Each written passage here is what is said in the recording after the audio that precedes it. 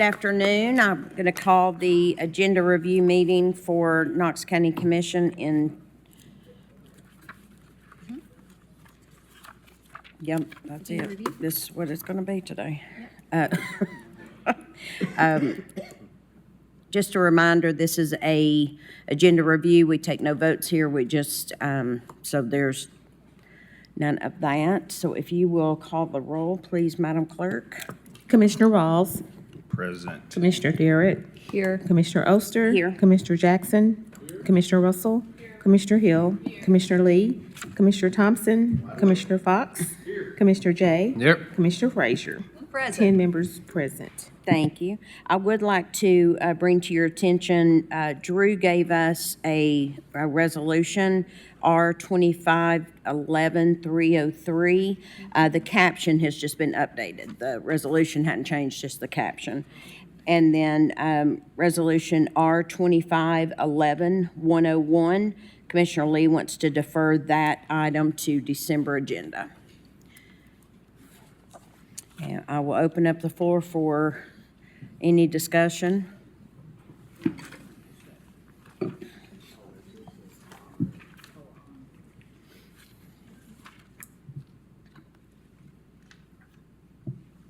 There, okay.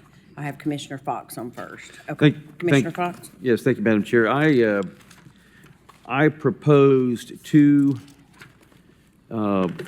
ordinances that one is item 43 and one is item 44. Just wanted to discuss those. I intend on pushing those off until December, but I wanted to give everybody an idea of what these are about. Item 43 is about AI data centers. I don't know if anyone has been following the this issue arising across the country, but these data centers consume astonishing amounts of power, and it's on the order of 10,000, the equivalent of 10,000 households for every 100 megawatts of data capacity. So you might hear, oh, we're building an AI center that has the capacity of 1.2 gigabytes of computing capacity or something like that. That's equivalent to 100,000 households worth of power. There's about 10,000 watts per, or 10 kilowatts per household per year. And these things, a small-sized data center of 100 megawatts is like 10,000 households. And in South Knox County right now, there is one located in the Asbury industrial section. It's 88 megawatts, so that's equivalent to about 8,800 households worth of power.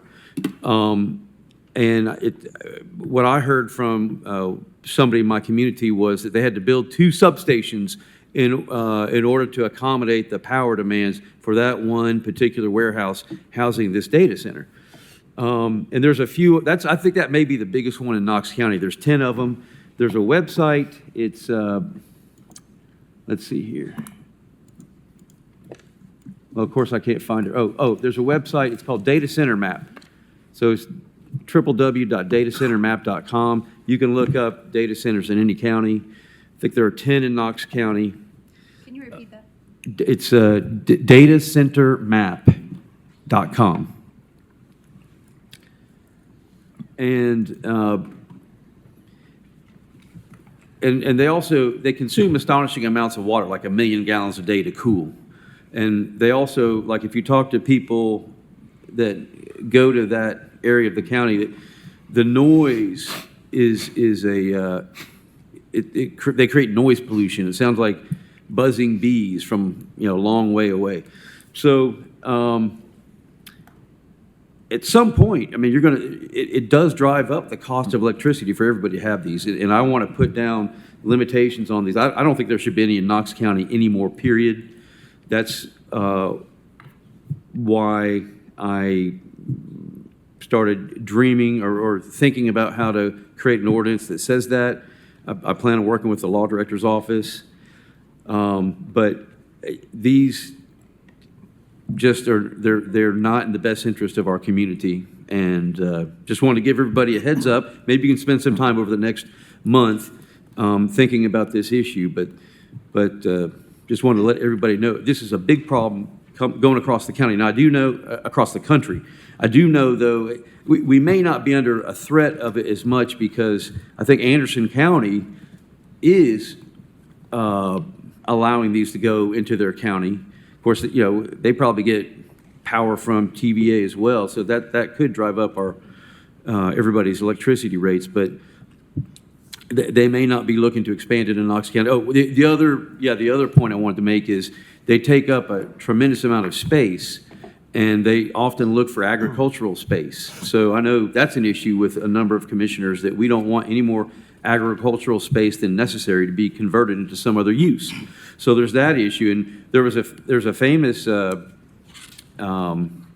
controversy, a recent controversy with Dale Earnhardt's widow talking about selling 400 acres, I think, in North Carolina to be used for a data center. So that might be a good jumping off point if you're interested in exploring the issue.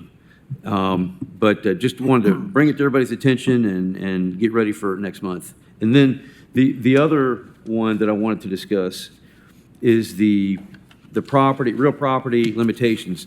The General Assembly has already basically preempted this field, and they've put down a lot of limitations on who can purchase real property in Tennessee.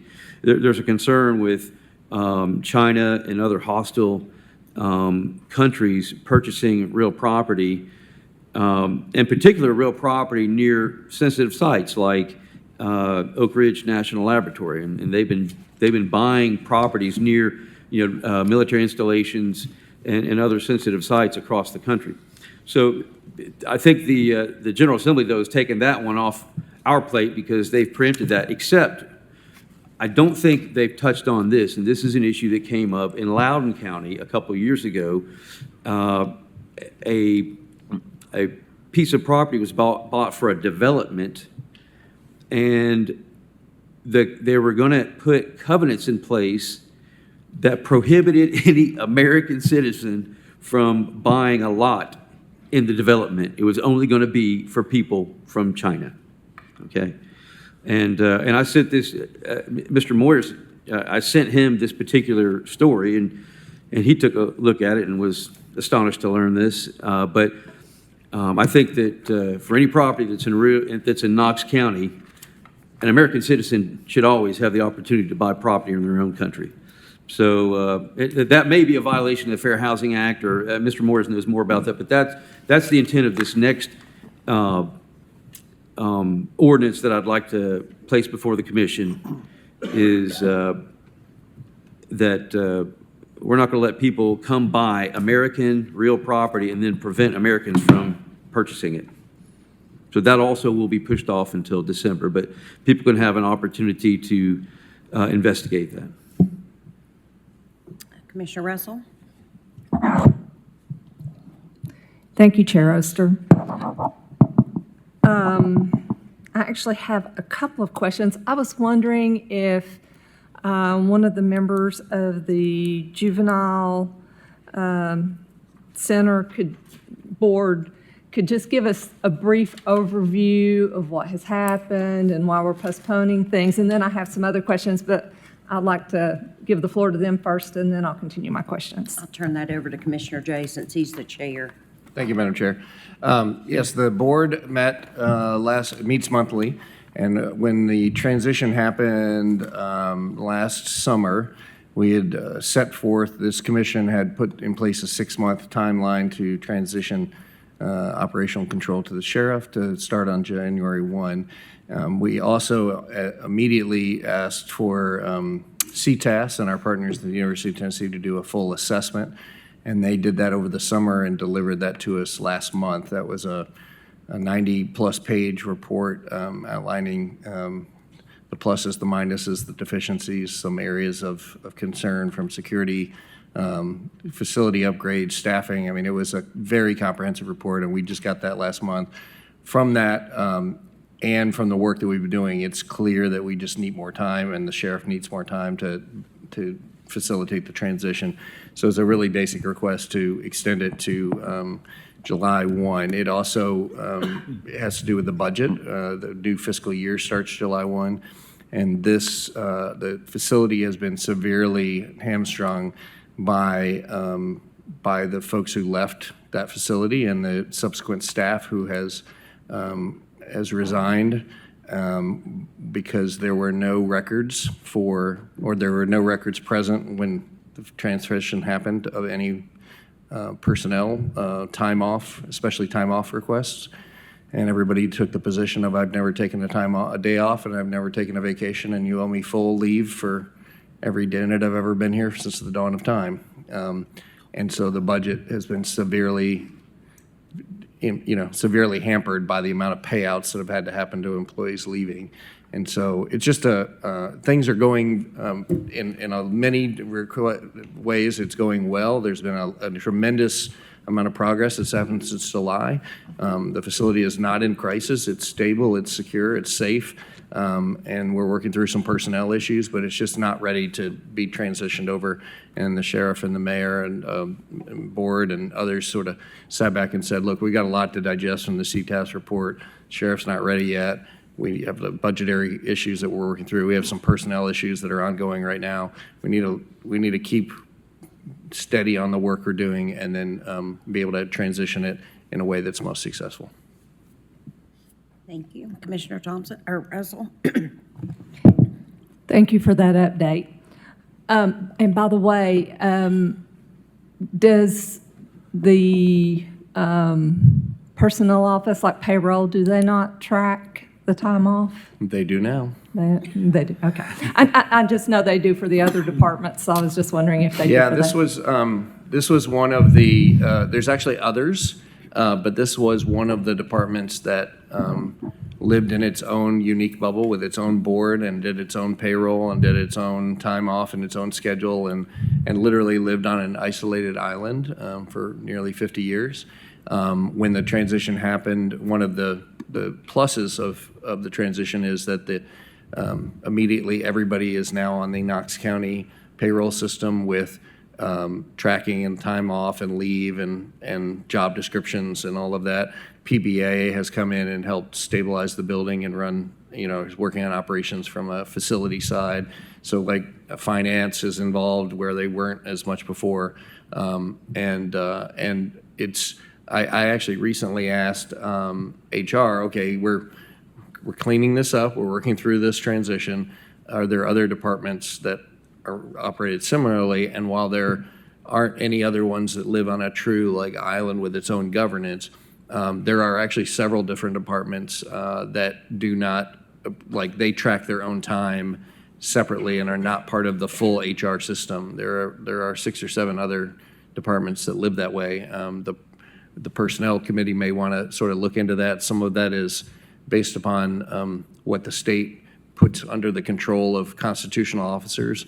Some of it may just be internal. So we're still kind of exploring it, but my goal is that this, I will turn that over to the chair of the personnel committee to kind of examine it, because ultimately the taxpayers are on the hook financially, and we have to know what those long-term liabilities are for every employee, regardless of where they work. I'm actually surprised that the finance department didn't ask for at least a list of accrued time off at the end of each fiscal year to do that calculation. And They may have, it may not have been provided. There was a significant amount of documents and records that we expected to be there that were not. Thank you for staying on top of that. Commissioner Thompson? Thank you, Madam Chair. Just to go back to Commissioner Fox's future ordinance on the data center, I had an interview this past week from Bureau. Had given my information to a local grad student at UT who was doing a story on cattle prices or whatever. But anyway, completely unrelated to data centers. But I just mentioned that I had done some research through ChatGPT and asked some questions or whatever. And her immediate thing, once the recording ended, she's like, be careful with your use of ChatGPT and AI sources because of the amount of water consumption. And she's like, I was unaware of it until she started doing the research. She and I are on very different political spectrums, but her concern was the amount of water consumption. I was like, really? She said, yes, look into it. The amount of power and water that they're consuming is insane. I was like, wow. And it's just to cool the processors, just to cool the system is all the water is used for. And so, yeah, that's my 2 cents. It's interesting that you brought that up, and I just talked to this lady about it, and before then, I knew nothing about it, so. Thank you. Commissioner Rawls? Thank you, Madam Chair. Staying on the subject, 43, will there be any language around Bitcoin centers? Yeah, I think it's all part of, I would certainly bring that in, yes. To me, it's the same animal, yeah. Okay, because Bitcoin centers are a little bit different, but there's one actually in your district that I met with some people about. And they don't pull as much water, but they pull a lot of energy consumption. So the center in Forks of the River, on your side, it pulls about 7-8% of KUB's power. Yeah. That's significant. Nobody pulls that amount of power. So, I would love to see that language. Yeah, So- that's the one I'm referring to. That is, okay. that's the Bit Deer, Tennessee. That's okay. Yeah, that Bit Deer, one. Tennessee. And, I mean, I want to frame it in a way that I don't, could it be handled like Mr. Morris and I talked about handling it through zoning or something? But I don't want anybody to be able to grandfather in this use. So if this ever goes away, like Bit Deer, something happens and they can't continue their operations, I don't want somebody to come in behind them and continue it. I mean, I think we just need it out of Knox County because of what you said. Yeah. Commissioner Jay? Thank you, Madam Chair. 2 items. If the sponsors of item number 35 wouldn't mind, I'd like to sign on to that. Okay. And then I'm sure you guys will explore, Commissioner Fox, I'm sure you'll explore it with Mr. Moyers, but I believe 3 years ago, maybe 4 years ago, we actually had a data center come to the one looking for zoning in the 9th district or 8th district, and through the zoning process, we did vote that down. I think you guys will explore it, and he'll figure out what's legal and what's not. I just always want to make sure that we don't add more. If we have the tools to do things now, not adding more and more layers of bureaucracy to it, and technology may change. So I would just caution, because of how it operates today, doesn't necessarily mean how it will be in the next iteration of technology in the future. So we just want to be very careful about what we limit ourselves to. And I would say the same thing. I'm sure you guys will explore who gets to own land here and there. And the state probably tells us what we can and can't do already, much less. So you guys will explore that. But we do have a case where we voted one down, and I'm sure we can find that pretty quickly. Thank you. Commissioner Russell? Thank you, Madam Chair. In regards to the data centers, I actually recently read an article where the water consumption, the water that they're placing back through the waste system that ultimately would go into our lakes is heated. And over time, that could change the makeup of our lakes. It could affect the wildlife. It could affect the natural resources that we have. And our lakes are actually one of our major resources in this area that attracts tourism and makes the quality of life good. So I have heard, from the data that I've read, they seem to be somewhat harmful to the environment. I also just wanted to briefly mention a point on item 30, the honorary resolutions. I am 100% supportive of controlling these, but I would also like to, actually, I would like to propose that we consider eliminating them altogether. They often take a lot of time during our meetings, and by making our meetings long, it discourages public participation. We have had times when we have had people who wanted to speak to the commission about an item that commission is actually engaged and elected to oversee. And then by having our meetings go so long, it actually somewhat discourages that public participation and actually kind of interferes with the job that we were elected originally to do. So that's actually why I'm supporting it, anything to help bring those under control, and if not eliminated totally, maybe do it to where each commissioner can only do 1 to 2 per year. So therefore, it's actually something that is truly an honor to get rather than somebody just happened to mention it and we put it on the agenda. Commissioner Hill? Thank you. I just wanted to piggyback really on what Commissioner Jay said in relating to Commissioner Fox's number 43 proposal. I think I do think it's something we definitely need to look closely at. And my recall was a lot like Commissioner Jay's in that we had it, I think it might have been Midway Business Park that was actually looking, and wanting to do that. And in fact, the neighbors, the community did come forward and talk about the noise, I think, was really their big concern and all that. And I have no objection to what you're trying to do. I do wonder, though, again, if it wouldn't be something to be more appropriate in a zoning, putting in our UDO, since we're in the middle of a rewrite now, and just encompassing it there, since it really does have to do with specific land use. So that's just my only comment on that. Thank you. Commissioner Durrett? Thank you, Madam Chair. I was unaware of this data center map website and was able to pull some up, and I see some that I recognize, one specifically being Tin Hats, but I would like, Director Webb, if you wouldn't mind coming up here for a moment, just so we can kind of talk this out. I know data centers are all the talk right now amongst county governments.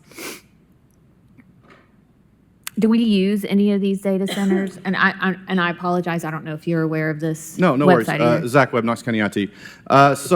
There's a technicality there. Technically, no, we do not. We have used Tin Hats in the past, but we parted ways 6 or 8 months ago. We don't use them currently. And I want to clarify something a bit just for the group.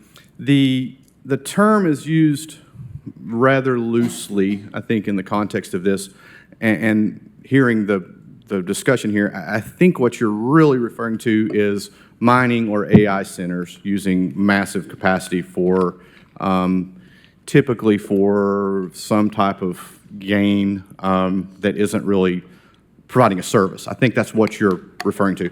The term data center, as it's defined and as the map shows, because I pulled the map up as well, is showing all data centers in the county. But if you look at that, in fact, one of those we actually own.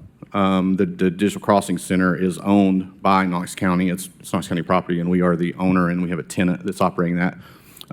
However, that's not a Bitcoin or AI. It's simply serving some of the systems you're actually using. So we have cross connects and interconnects at that location, providing cross connects and interconnectivity for AT&T, Comcast, you name it, they're there. You probably know that as well. But that is a data center in definition of the term, and that shows up on that list. So I want to encourage you to make sure we're not, we're outlawing farming or discussing the idea of farming for, opium or something bad, but farming in general cannot be out, because we have to have data centers to operate. That's how we work. And we have a data center in this building, and we have a data center at Digital Crossing. And just to be clear, there is a distinction there and difference. And I want to just make that point, but thank you for the opportunity. Sure, thank you. And to kind of carry on a point that Zach just made is, I know like with Tin Hats, for example, that is also how internet providers provide fiber to other parts of town. And so that is, I know Comcast has fiber going through Tin Hats. So, yeah, I guess maybe a more defined definition of data center, like if we're talking about maybe usage, electricity usage, water usage, that kind of thing. Because I understand what you're getting, the point you're trying to get to, but saying all data centers are the same might pose an issue in the future. Thank you. Director Caldwell? Thank you, Chris Caldwell, 400 Main Street. I also think it would be good, and we can have them to come to maybe get Mike Odom from the chamber here, from the standpoint of like business recruitment and what the state does and what we do locally, just to make sure that we don't have language that would impact something that we do, that like Zach mentioned. Commissioner Hill? Thank you. One more comment I had directed to Commissioner Jay when you were giving the report on the detention facility and the clear issue that presented with people not turning in vacation and how we just took a big hit on that. And perhaps referring that to Personnel Committee. I am the chair of Personnel, and I'm thinking, looking at our scope of practice, so to say, that Personnel actually only has control over employees of merit, the commission office, and internal audit. I'm thinking that perhaps that this subject should be explored probably by our human resources or even our finance department. I'm just throwing that out there because I don't want it to appear that the Personnel Committee isn't going to pick up the ball where we should. That makes sense. And if I'm looking back at the information came from the HR department, and everything that they identified that are the list of departments who are not city county ventures that fall under the county payroll system but track their leave independently. They're all from the judiciary. They're attorney general, general session judges, juvenile service judges, law department, and public defender. So I'm not sure, with the exception of maybe the law department, I don't know if that's a constitutional officer. I know we elect ours, but I think everything else is, Mr. Moyers, it's all part of the judiciary, and there may not be any oversight, and we may be at the whim of their own operations. So, okay, but thank you for scoping that out. I won't send it to you now. Okay, so if you'll just mark that O2511 and 101 and O2511, 102 is being deferred to December. Commissioner Fox, I totally get where you're going with this data center, and I think we've had good discussion. We got a really short time to get everything in for our December meeting. I would ask that maybe you just might consider this for January. But, I mean, that's completely up to you. It's just a quick turnaround working with everybody. And so I just wanted to kind of bring that to your attention. So, all right, if we have nothing further, then this meeting is adjourned, and see you at 5 o'clock.